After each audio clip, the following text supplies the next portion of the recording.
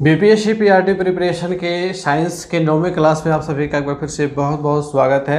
इसके पहले हमारे साइंस के 8 क्लासेस आ चुके हैं, जिसमें कुल मिलाकर के 240 प्रश्नों का डिटेल एनालिसिस आप लोग देख चुके हैं। आज हम लोग क्वेश्चन नंबर 241 से स्टार्ट करेंगे और पहला सवाल आपके स्क्रीन पे आ चुका है। निम्न में से असत्य कथन को चुनें। और अभी जैसा कि आप लोगों ने पिछले क्लास में देखा था कि क्लास 9 वाले चैप्टर शुरू हो चुके हैं, तो ये भी क्लास 9 से लिए गए सवाल हैं, जो क्लास 9 के मुख्य रूप से जो 3 चैप्टर हैं शुरुआत के, वहाँ से आपको ये सारे सवाल देखने को मिलते हैं। निम्न में से असत्य कथन को चुनें। पहला है तापमान बढ़ने से कणों की गतिज ऊर्जा बढ़ जाती है। ये बिल्कुल सही कथन है कि जब हम लोग टेम्परेचर को बढ़ाएंगे तो किसी भी वस्तु का जो पार्टिकल होगा उसके अंदर जो एनर्जी होगी वो गतिज ऊर्जा जो होगी, काइनेटिक एनर्जी, वह बढ़ जाती है, गतिज ऊर्जा बढ़ जाती है। दूसरा कथन है दो विभिन्न पदार्थों के कणों का स्वतः मिलना ही विसरण कहलाता है। दो अलग अलग पदार्थ हैं, एक गैस हो सकता है, दूसरा द्रव हो सकता है, एक ठोस हो सकता है, दूसरा द्रव हो सकता है, दो गैसें भी हो सकती हैं।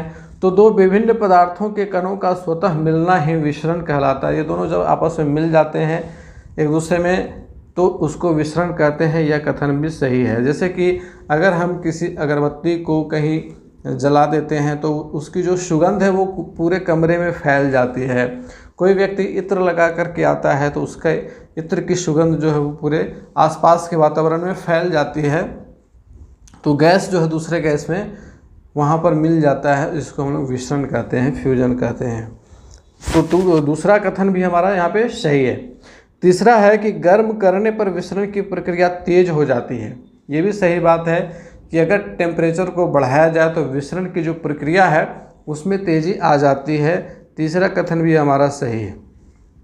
चौथा है द्रव में ठोस, द्रव और गैस तीनों का विसरण संभव है। ध्यान देखिए, द्रव में ठोस, द्रव और गैस तीनों का विसरण संभव है। ठीक है, प्रश्न क्या कह रहा है कथन कि द्रव में ठोस का भी विसरण संभव है, द्रव का भी विसरण संभव है और गैस का भी विसरण संभव है। तो यह सही है, यह भी कथन सही है। क्योंकि देखिए द्रव में ठोस का विसरण संभव है।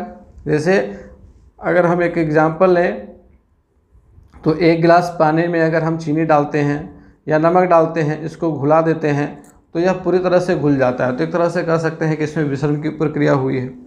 ठीक है, उसी प्रकार से दो अलग अलग द्रव हैं, दूध और पानी को मिला दिया जाए तो एक दूसरे से मिल जाते हैं। ठीक है, उसमें स्याही की एक बूंद डाल दी जाए तो पूरा पानी जो है वो जो जिस रंग का स्याही है उस रंग का पूरा पानी हो जाता है। ठीक है, तो वहाँ भी विसरण की प्रक्रिया हुई है।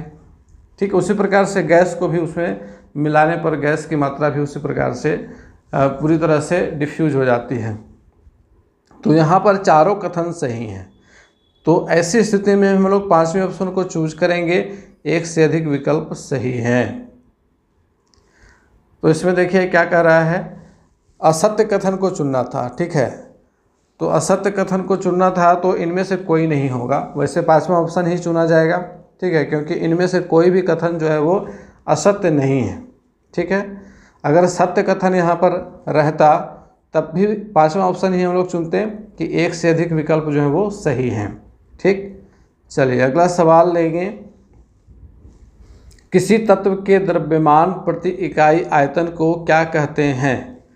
किसी तत्व के द्रव्यमान प्रति इकाई आयतन कहने का मतलब ये है कि द्रव्यमान बटे आयतन बराबर क्या होता है।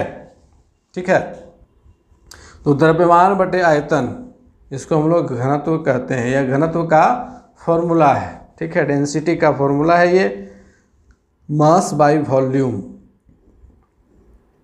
चलिए अगला सवाल लेते हैं। जिस न्यूनतम तापमान पर ठोस पिघलकर द्रव बन जाता है वह इसका क्या कहलाता है? क्वथनांक, गलनांक, संघनांक या फिर ऊर्ध्वपातन कहलाता है। तो जब कोई ठोस है, जैसे मान लीजिए कि कोई बर्फ़ का टुकड़ा है और यह उस टेम्परेचर पर है जहाँ पर यह पिघलना प्रारंभ कर देता है, तो वह टेम्परेचर इस वस्तु का, इस ठोस का गलनांक कहलाएगा, मेल्टिंग पॉइंट कहलाएगा। मेल्टिंग पॉइंट के ऊपर ही कोई वस्तु जो है वो पिघलना प्रारंभ कर देती है। तो दूसरा ऑप्शन हमारा यहाँ पे सही हो जाएगा, गलनांक। किसी ठोस का गलनांक उसके कणों के बीच के आकर्षण बल के सामर्थ्य को दर्शाता है। ठीक है, इसको भी याद रखिएगा कि किसी ठोस वस्तु का जो गलनांक होता है वह उसके कणों के बीच के आकर्षण बल के सामर्थ्य को दर्शाता है। यानी कहने का मतलब यह है कि किसी ठोस में अंतराण्विक बल जो होते हैं, एक दूसरे से सभी अणु जो है वो अंतराण्विक बल से बंधे होते हैं।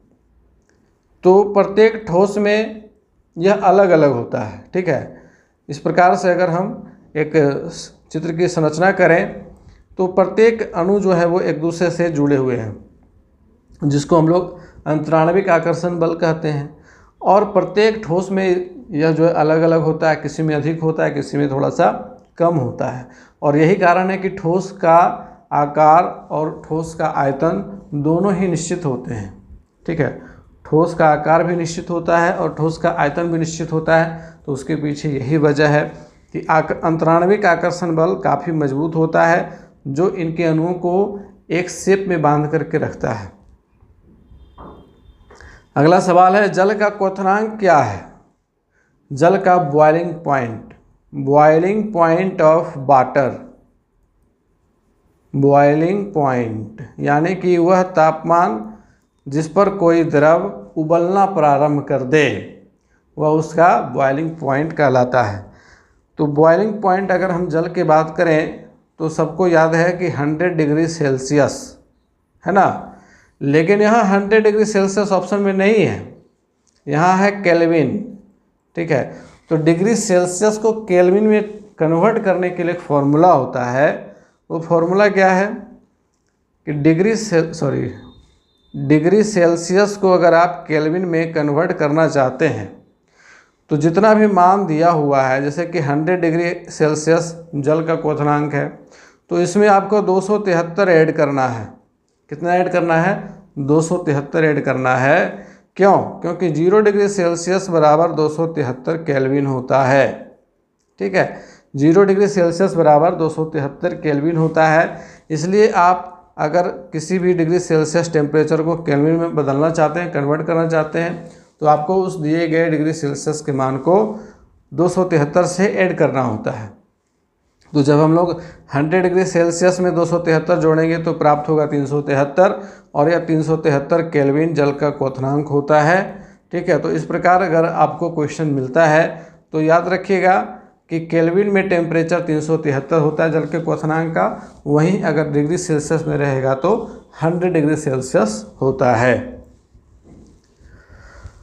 अगला प्रश्न है, वाष्पीकरण से संबंधित असत्य कथन को पहचानिए। यहाँ 4 कथन दिए हुए हैं, वाष्पीकरण से संबंधित हैं, और इनमें से कौन सा कथन गलत है ये फाइंड आउट करना है। पहला है, सतह क्षेत्र बढ़ने पर वाष्पीकरण की दर बढ़ती है। ये बिल्कुल सही बात है। जैसे एक एग्जाम्पल के तौर पर आप एक तौलिया लीजिए, उस तौलिए को भिंगा दीजिए और भिगोने के बाद उसको मोड़ करके धूप में रख दीजिए। फिर दूसरा तौलिया उसी साइज का बिल्कुल 2 कॉपी उसका ले लीजिए, उसको भी भिगो दीजिए और भिगोने के बाद उसको फैला करके आप धूप में डाल दीजिए। दोनों में से पहले कौन सूखेगा? दोनों में से किसके जल का वाष्पीकरण पहले होगा? तो जिसको हमने पसार करके रखा है, फैला करके रखा है। ठीक है, क्यों? क्योंकि वहाँ पे क्षेत्र बढ़ गया है ना, तो क्षेत्र जब बढ़ा तो वहाँ वाष्पीकरण की प्रक्रिया जल्दी होगी, शीघ्रता से होगी। तो जब हम सतह को बढ़ाएंगे तो वाष्पीकरण की दर बढ़ेगी। ठीक है, दूसरा है, तापमान में वृद्धि होने पर वाष्पीकरण की दर बढ़ती है। ये भी बिल्कुल सही है कि अगर धूप ज़्यादा हो तो कपड़े जल्दी सूखते हैं, शीघ्रता से सूखते हैं। इसका एक सटीक एग्जाम्पल है, तापमान में वृद्धि होने पर वाष्पीकरण की दर बढ़ जाती है। तीसरा कहता है कि आर्द्रता में वृद्धि होने पर, आर्द्रता का मतलब ह्यूमिडिटी, जलवाष्प की मात्रा जितनी अधिक होगी उसको हम उतना ही ज़्यादा आर्द्र जलवायु कहेंगे, आर्द्र मौसम कहेंगे। ठीक है, तो आर्द्रता में वृद्धि होने पर वाष्पीकरण की दर बढ़ती है। यही असत्य कथन है और इसी को हमें ढूंढना था और यही हमारा ऑप्शन सही होगा कि आर्द्रता में वृद्धि होने पर वाष्पीकरण की दर बढ़ती नहीं है, घट जाती है। जैसे कि आप लोगों ने बरसात के मौसम में देखा होगा कि कपड़े जल्दी नहीं सूखते हैं। उसका कारण क्या होता है कि वातावरण जो है बहुत ज़्यादा ह्यूमिडिटी वाला होता है, ठीक है, बहुत ज़्यादा उसमें उमस होती है, उमस भरी गर्मी होती है, ह्यूमिडिटी में पसीना भी जल्दी नहीं सूखता है, ठीक है, क्योंकि वाष्पीकरण की प्रक्रिया है वह धीमी पड़ जाती है, ठीक है। तो यहाँ पर तीसरा ऑप्शन हमारा सही हो जाएगा। चौथा क्या कहता है कि वायु की गति में वृद्धि होने पर वाष्पीकरण की दर बढ़ती है, यह भी सही है। जहाँ पे वायु की गति अधिक होगी वहाँ वाष्पीकरण की प्रक्रिया तेज होगी, ठीक है। नेक्स्ट क्वेश्चन, द्रव की चौथी अवस्था के संबंध में सत्य कथन को चुने। अब यहाँ पर ABCD 4 कथन दिए गए हैं, ऑप्शंस आपके इधर नीचे दिए गए हैं। ध्यान से इस प्रश्न को पढ़ना है और इसका आंसर बनाना है। द्रव की चौथी अवस्था, द्रव की चौथी अवस्था कौन सी है? तो प्लाज्मा अवस्था है, ठीक है। द्रव की चौथी अवस्था को प्लाज्मा अवस्था कहते हैं। पहला कथन कहता है ए कि इस अवस्था में कण अत्यधिक ऊर्जा वाले और अत्यधिक उत्तेजित होते हैं, यह सत्य कथन है, ठीक है। इस अवस्था में कण जो हैं वो अत्यधिक ऊर्जा वाले, बहुत ज़्यादा ऊर्जा इसमें होती है और बहुत अधिक उत्तेजित कण होते हैं। दूसरा है ये कण आयनीकृत गैस के रूप में नहीं होते हैं, यह असत्य कथन है, ठीक है। यहाँ पर होता है कि प्लाज्मा अवस्था में कण आयनीकृत होते हैं, ठीक है, आयनीकृत गैस के रूप में कण होते हैं, यहाँ दिया हुआ नहीं होते हैं, तो ये गलत कथन है। तीसरा है यह फ्लोरोसेंट ट्यूब, ठीक है, ट्यूब यहाँ पर लिखा हुआ है, फ्लोरोसेंट ट्यूब और नियॉन बल्ब में पाया जाता है, यह भी बिल्कुल सही कथन है। और चौथा है इसके कारण ही सूर्य और तारों में भी चमक होती है। तो सूर्य और तारों की जो चमक हम लोग देखते हैं तो वह द्रव की प्लाज्मा अवस्था के कारण ही होती है। तो ये डी हमारा जो ऑप्शन है, कथन है, यह भी सही है। तो यहाँ पर 3 कथन सत्य हैं, ए, सी और डी। तो ऑप्शन हमारा दूसरा चूज हो जाएगा, ए, सी और डी, ठीक। नेक्स्ट क्वेश्चन है विलयन के गुणों के संदर्भ में असत्य कथन की पहचान करें। विलयन के गुणों के संदर्भ में असत्य कथनों की पहचान करना है। तो पहला कथन कहता है कि विलयन एक समांगी मिश्रण है, बिल्कुल सही है ये। विलयन समांगी मिश्रण होता है, यानी कि उसके अगर थोड़ा सा भी उसका पार्ट हम लेंगे तो उसमें मिश्रण का जो भी अवयव वहाँ मिला हुआ है उसका अनुपात वही होगा।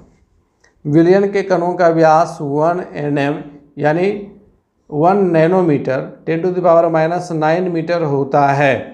विलयन के कणों का व्यास 1 नैनोमीटर होता है, यह भी सही कथन है।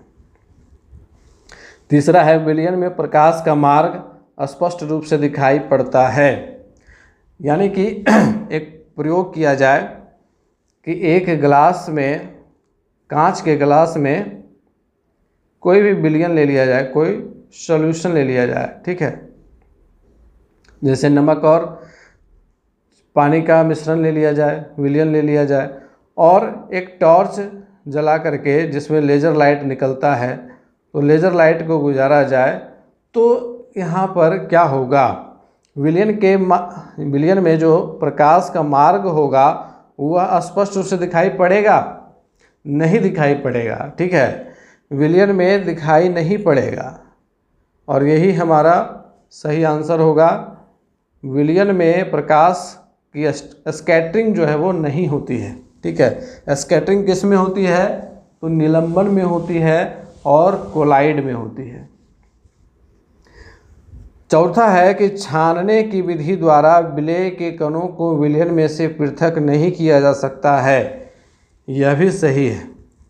अगर हम नमक और पानी को मिक्स कर देते हैं, एक विलयन बना लेते हैं, और अगर हम चाहेंगे कि चाय छन्नी की सहायता से या फिर कपड़े की सहायता से छान करके उस नमक को अलग कर लिया जाए तो वहाँ पे संभव नहीं है। छानने की विधि द्वारा अलग नहीं किया जा सकता है, दूसरी विधि द्वारा अलग की जा सकती है। चलिए अगला सवाल लेते हैं। एक विलियन के 450 ग्राम विलायक जल में 50 ग्राम साधारण नमक मिले हैं, विलियन की सांद्रता कितनी होगी? देखिए सारे सवाल जो आप यहाँ पर देख रहे हैं ये सारे सवाल NCERT के बुक से तैयार किए गए हैं। और NCERT और SCERT में ज़्यादा डिफरेंस है ना। साइंस में क्या डिफरेंस होगा? साइंस में जल का अनुसूत्र वही होगा जो SCERT बताएगी, जो NCERT बताएगी। ठीक है, सारे टॉपिक जो है, सारे चैप्टर जो है वो सेम है। ठीक, तो इसमें कहीं कोई डिफरेंस वाली बात है नहीं। तो NCERT से पढ़िए, ज़्यादा बेटर होगा, क्योंकि NCERT में थोड़ी सी व्यापकता होती है और SCERT में थोड़ी सी व्यापकता कम होती है। जो इम्पोर्टेंट पॉइंट्स होते हैं, अगर किसी वैज्ञानिक के बारे में बताना होता है तो NCERT में उसको इलाबोरेट करके बताया गया है, जबकि SCERT में उसका शॉर्ट में बताया गया है। यही मेजर डिफरेंस मुझे देखने को मिला है। तो NCERT से सारे सवाल तैयार किए गए हैं और यहाँ पर इस सवाल को बनाना है आपको। एक विलियन के 450 ग्राम विलायक जल में 50 ग्राम साधारण नमक मिले हैं, घुला हुआ है, तो विलियन की सांद्रता क्या होगी? तो विलियन की सांद्रता निकालने के लिए हम लोग क्या करते हैं कि जो आपका विलेय है, विलेय की मात्रा 50 ग्राम, विलायक की मात्रा 450 ग्राम है ना, तो इन दोनों को ऐड कर देंगे तो 500 ग्राम हो जाएगा। ठीक है, प्रतिशत हमें निकालना होगा विलेय की सांद्रता निकालने के लिए। तो जो विलेय की मात्रा है, विलेय की मात्रा बटे विलियन की मात्रा, विलियन की मात्रा हो गई 500 ग्राम, क्योंकि इसमें 50 ग्राम चीनी मिला हुआ है और 450 ग्राम पानी है, तो दोनों को मिला करके विलियन बना है। तो विलियन की मात्रा कितनी हो गई है? 500 ग्राम। ठीक, यहाँ इसको 100 से मल्टीप्लाई कर देंगे, परसेंटेज निकल जाएगा, आसानी से इसको निकाल सकते हैं। 10% विलियन की सांद्रता निकल करके आ गई। चौथा ऑप्शन हमारा हो जाएगा यहाँ पे सही। बढ़ते हैं अगले सवाल की ओर। निलंबन के गुणों के संबंध में सत्य कथन की पहचान करें। अब निलंबन के संदर्भ में कौन सा कथन यहाँ पे सही है ये फाइंड आउट करना है। पहला है, यह एक समांगी मिश्रण होता है। यह तो गलत कथन है, क्योंकि निलंबन और कोलाइड ये दोनों ही विषमांगी मिश्रण होते हैं, समांगी नहीं होते हैं। दूसरा है, इसके कण आँखों से नहीं देखे जा सकते हैं। यह भी गलत कथन है, आँखों से दिखाई पड़ने लग जाते हैं निलंबन से ही। ठीक है, निलंबन और कोलाइड इन दोनों में ही कण जो है वो आँखों से दिखाई पड़ते हैं, केवल विलियन में दिखाई नहीं पड़ता। अगर हम पानी में नमक को घोलते हैं तो फिर नमक के कण उसमें दिखाई नहीं पड़ते हैं। ठीक है, लेकिन अगर पानी में बालू मिला देते हैं तो बालू के कण तो दिखाई पड़ते हैं। ठीक है, तो इसके जो कण है वो आँखों से नहीं देखे जा सकते, यहाँ गलत हो गया। तीसरा है, इससे प्रकाश का मार्ग दृष्टिगोचर हो जाता है। प्रकाश का मार्ग दृष्टिगोचर हो जाता है, यानी कि वह प्रैक्टिकल जो हम लोगों ने भी जस्ट किया था। अब हम एक निलंबित मिश्रण को ग्लास में लेंगे और फिर से लेज़र लाइट जलाएंगे तो इसमें लेज़र लाइट जो है वो पार हो जाएगी। ठीक है, तो इससे प्रकाश का मार्ग दृष्टिगोचर हो जाता है, यही सत्य कथन है। चौथा है, छानने की विधि द्वारा इसके कणों को अलग नहीं किया जा सकता। यह भी गलत है, क्योंकि छान करके इसके कण को अलग किया जा सकता है। तो तीसरा ऑप्शन हमारा यहाँ पे सही होगा। 250वां सवाल आ चुका है। निम्न में से सत्य कथन को चुनिए। पहला है, कॉपर सल्फेट का विलयन टिंडल प्रभाव नहीं दिखाता है। कॉपर सल्फेट का जो विलयन है वह टिंडल प्रभाव नहीं दिखाता है, यही सत्य कथन है। ठीक है, क्योंकि जब टिंडल प्रभाव की बात करेंगे तो जो हम लोगों ने अभी पिछले सवाल में यहाँ पर ये जो टॉपिक देखा है, इससे प्रकाश का मार्ग दृष्टिगोचर होता है, ये टिंडल प्रभाव ही है।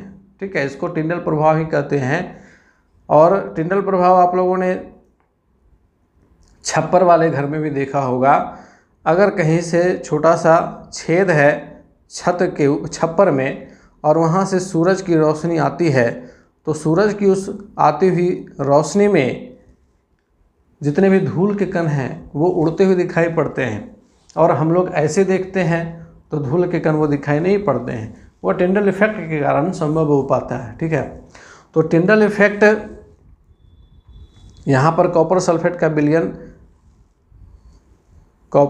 का जो विलयन होता है, चूँकि यह एक विलयन है, एक समांगी मिश्रण है, इसलिए यह टिंडल प्रभाव को नहीं दिखाएगा। ठीक है, ये कथन सही है। बाकी के कथनों पर भी चर्चा करेंगे हम लोग। दूध तथा पानी का मिश्रण टिंडल प्रभाव नहीं दिखाता है, ये गलत कथन है। दूध और पानी का जो मिश्रण होता है वह निलंबन होता है और निलंबित कण होने के कारण वो जो है यहाँ दूध और पानी का मिश्रण कोलाइडी विलयन हो जाएगा। ठीक है, और यह टिंडल प्रभाव दिखाता है। जब आप इससे लेजर लाइट डालेंगे तो यह उसमें स्पष्ट रूप से दिखाई पड़ेगा।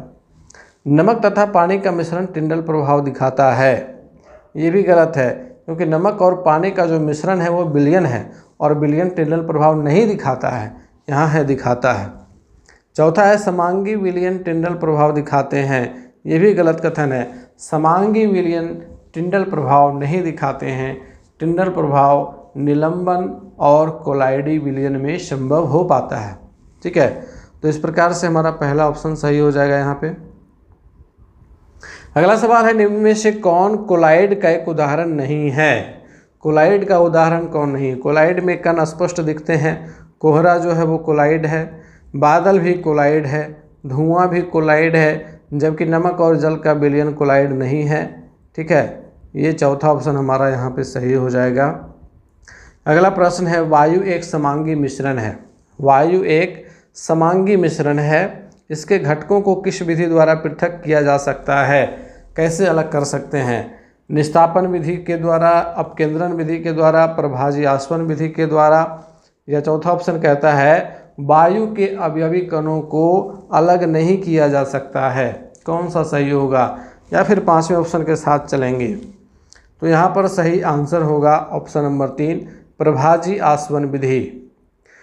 देखिए, वैसा मिश्रण जिसमें अलग अलग घटक, ऐसे घटक मौजूद होते हैं जिनका क्वथनांक अलग अलग होता है, तो वैसे मिश्रण से अवयवों को अलग करने के लिए प्रभाजी आसवन विधि अपनाई जाती है।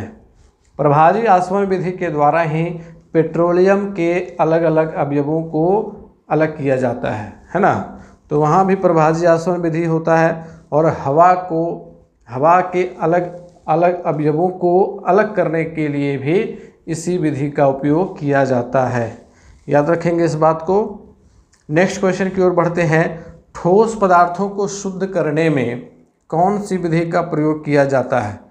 देखिए, जो ठोस पदार्थ हैं उनको अगर शुद्ध करना है, जैसे फिटकरी का उदाहरण लेते हैं, तो फिटकरी के शुद्धिकरण के लिए क्रिस्टलीकरण का उपयोग किया जाता है। ठीक है, पहला ऑप्शन हमारा यहाँ पे सही होगा। क्रिस्टलीकरण की विधि के द्वारा ठोस पदार्थों को शुद्ध किया जाता है। ठीक, चलिए अगला सवाल लेंगे। जल में हाइड्रोजन एवं ऑक्सीजन के द्रव्यमानों का अनुपात क्या होता है? ठीक है, यहाँ पे द्रव्यमानों का अनुपात पूछा जा रहा है, इसलिए इस प्रश्न को ध्यान से हल करेंगे। क्योंकि हम लोग जानते हैं कि जल का अनुसूत्र H2O होता है, तो हो सकता है बहुत सारे लोग 2:1 कर दें, तो वहाँ पर गलत हो जाएगा, क्योंकि यहाँ पे द्रव्यमान पूछा जा रहा है। द्रव्यमान का अनुपात 1:8 का होता है। ठीक है, हाइड्रोजन और ऑक्सीजन के द्रव्यमान का अनुपात जल में 1:8 का होता है, इस चीज़ को याद रखना है। तीसरा ऑप्शन यहाँ पे सही है हमारा। अगला प्रश्न है, पोटेशियम का संकेत क्या है? बहुत ही आसान सा सवाल, फटाक से जवाब देंगे इसका। पोटेशियम का संकेत के होता है। के इसलिए होता है क्योंकि पोटेशियम का लैटिन नाम कैलियम है। ठीक है, क्या नाम है? कैलियम है, इसीलिए इसको संकेत के रूप में के लिखा जाता है। अगला सवाल है, रदरफोर्ड का अल्फा कण प्रकीर्णन प्रयोग किसकी खोज के लिए उत्तरदायी था? रदरफोर्ड का परमाणु मॉडल है ना, अल्फा कणों की बौछार की थी रदरफोर्ड ने एल्युमिनियम की या सोने की एक पतली पट्टी पर, है ना। तो वहाँ पर अल्फा कणों का विचलन देखा गया था।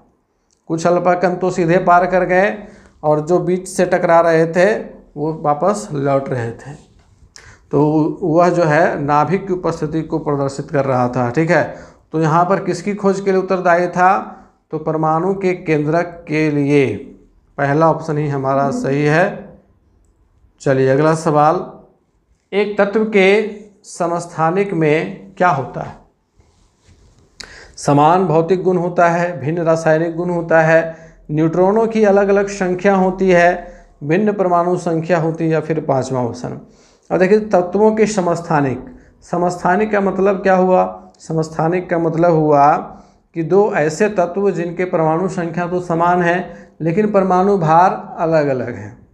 उसी प्रकार से समभारिक होता है कि परमाणु भार एक समान है लेकिन परमाणु संख्या अलग अलग है। ठीक है, तो एक तत्व के समस्थानिक में कौन से गुण मौजूद होते हैं? समान भौतिक गुण नहीं पाया जाता है, भिन्न रासायनिक गुण भी नहीं पाया जाता है, न्यूट्रॉनों की अलग अलग संख्या होती है, ये सही है, भिन्न परमाणु संख्या तो होती ही नहीं है। तीसरा ऑप्शन यहाँ पे हमारा सही हो जाएगा कि समस्थानिक में न्यूट्रॉनों की संख्या अलग अलग होती है, इसीलिए इनका जो परमाणु भार है वो अलग अलग हो जाता है। ठीक है, चलिए अगला सवाल लेंगे। सोडियम का सही इलेक्ट्रॉनिक विन्यास क्या है?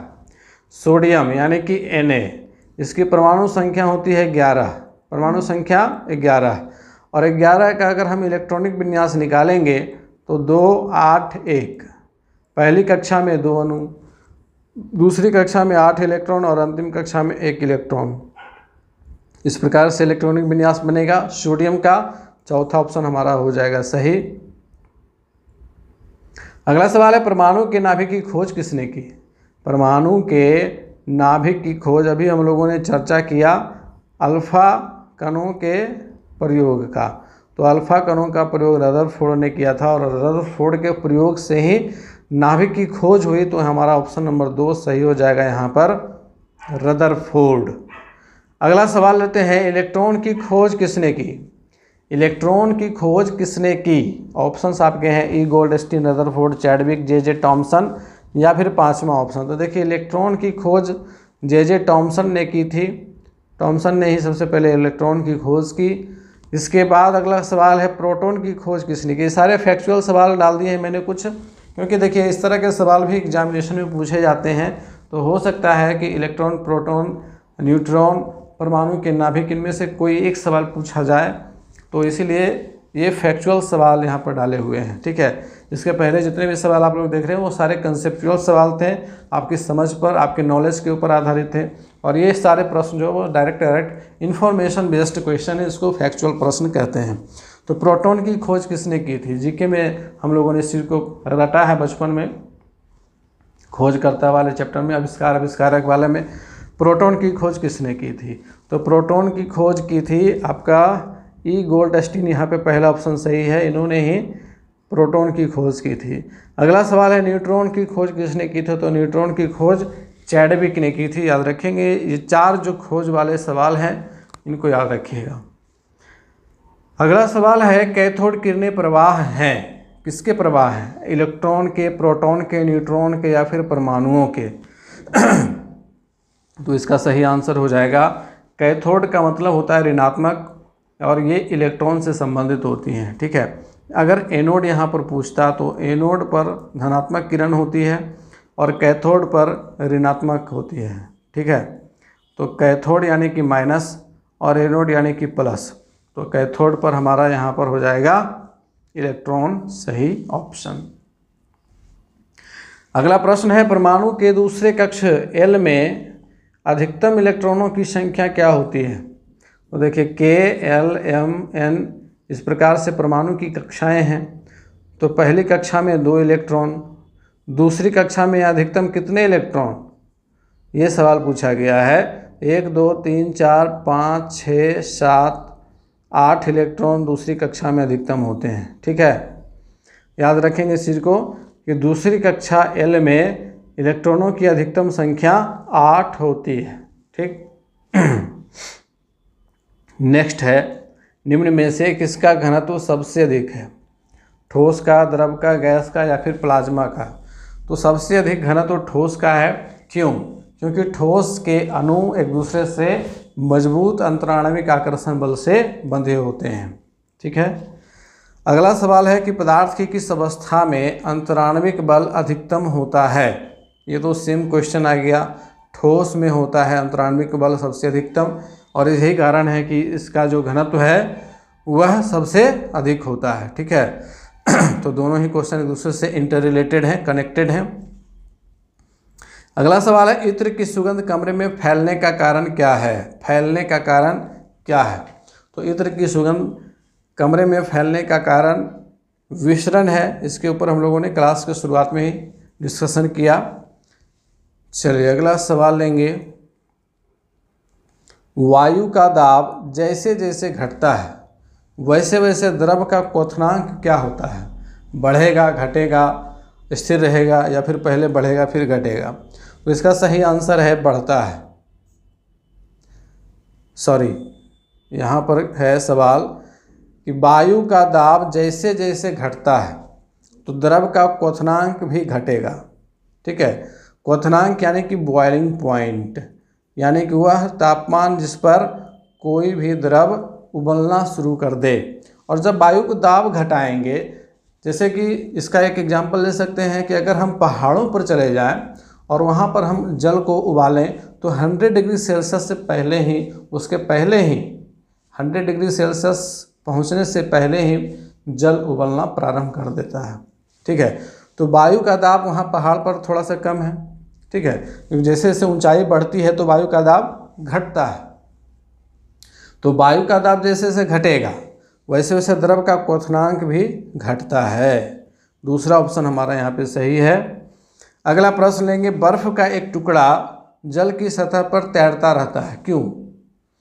तो देखिए, बर्फ का एक टुकड़ा अगर लेंगे और यह जल के ऊपर तैरने लगेगा, इसका आधा से अधिक हिस्सा जो है नीचे रहेगा और इसका थोड़ा सा भाग ऊपर रहेगा। ठीक है, और टाइटैनिक की जो दुर्घटना हुई थी वो इसी प्रकार के हिमनद के कारण हुई थी। एक बड़ा सा बर्फ का टुकड़ा था, इसका ऊपर का वो छोटा सा भाग दिख रहा था, लेकिन अंदर इसका एक बड़ा हिस्सा था। ठीक है, अंदर इसका बहुत बड़ा हिस्सा था। तो बर्फ का एक टुकड़ा जल की सतह पर तैरता है, तो तैरने का कारण क्या है इसका फिर? ठीक है, यह जल से भारी होता है, ये गलत कथन है। बर्फ और जल का घनत्व समान होता है, ये भी गलत है। बर्फ का घनत्व जल के घनत्व से कम होता है, ये सही ऑप्शन है कि बर्फ का जो घनत्व है वह जल के घनत्व से कम होता है। यही वजह है कि बर्फ को जब हम लोग पानी में डालते हैं तो यह उसके ऊपर उठ जाता है, तैरने लगता है। चौथा ऑप्शन गलत है कि बर्फ का घनत्व जल के घनत्व से अधिक होता है। अगर किसी द्रव का दूसरे द्रव से घनत्व अधिक होगा तो वह नीचे होगा और जो हल्का होगा, जो कम होगा, वह ऊपर होगा। ठीक है, चाहे वो दो द्रव हो या फिर एक द्रव हो और दूसरा ठोस हो। जिसका घनत्व अधिक होगा वो नीचे होगा और जिसका घनत्व कम होगा वो ऊपर होगा। ठीक है, और यही वजह है कि पानी में तेल को डालने पर तेल ऊपर आ जाता है, क्योंकि तेल का घनत्व पानी के घनत्व से कम होता है। ठीक है, और यही वजह है कि जब तेल में आग लगती है तो उसको पानी से नहीं बुझाया जा सकता है, क्योंकि जब हम लोग उस पर पानी डालेंगे तो तेल पानी के ऊपर आकर के जलने लगेगा। यहाँ पर तीसरा ऑप्शन हमारा सही हो गया। बढ़ेंगे अगले सवाल की ओर। निम्न में से कौन टिंडल प्रभाव को प्रदर्शित करेगा? टिंडल प्रभाव को कौन सा प्रदर्शित करेगा? नमक का घोल, दूध, कॉपर सल्फेट का विलयन या फिर स्टार्च विलयन? तो देखिए, यहाँ पर हम लोग इसके पूर्व में भी चर्चा कर चुके हैं टिंडल प्रभाव की, और ये सही ऑप्शन हो जाएगा दूध। दूध क्यों होगा? क्योंकि दूध एक कोलाइड है। ठीक है, और कोलाइड विलयन जो है वो अपने अंदर से प्रकाश को पार होने देता है। ठीक ना, तो टिंडल प्रभाव को प्रदर्शित करने में दूध यहाँ पर सहायक होगा। आज का क्लास हमारा होता है यहीं पे संपन्न। आज का क्लास कैसा लगा आप लोग कमेंट करके ज़रूर बताइएगा। मिलेंगे फिर से नेक्स्ट क्लास में, तब तक के लिए गुड बाय, टेक केयर।